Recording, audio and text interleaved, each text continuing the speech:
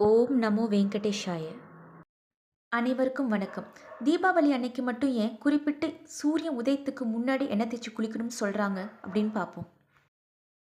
கிருஷ்ணரும் தேவி சத்யபாமாவும் நரகாசுரனை அழிச்சிட்டு திரும்பி வந்தபோது அவங்க மேலே ஒரே இரத்தக்கரை இருந்ததாலும் அசுரனை அடித்த காரணத்தாலும் அவங்க பல்வேறு நறுமண திரவியங்களால் குளிச்சாங்க. நரகாசுரன் இறந்து போனதை தெரிஞ்சுக்கிட்ட மக்களும் இருள் விலகியது, இனி நமக்கு நல்ல காலம்னு எண்ணெய் தேய்ச்சி தலைக்கு குளிச்சாங்க. இனிப்புகளை ஒருவருக்கொருவர் பரிமாறிக்கிட்டாங்க.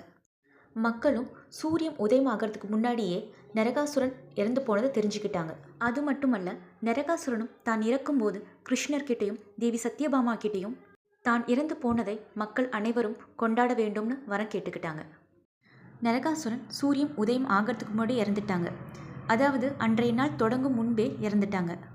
அதனால தான் தீபாவளி அன்னைக்கு மட்டும் சூரியன் உதயம் ஆகிறதுக்கு முன்னாடியே எண்ணெய் தேய்ச்சி குளிக்கணும்னு சொல்கிறாங்க.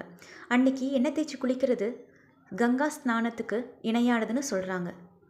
நரகாசுரன் இறந்து போனதை கொண்டாடும் விதமாகத்தான், அதாவது இருள் விலகி வாழ்வில் வெளிச்சம் வந்ததை உணர்த்தும் விதமாகத்தான் தீபாவளி பண்டிகை கொண்டாடுறாங்க.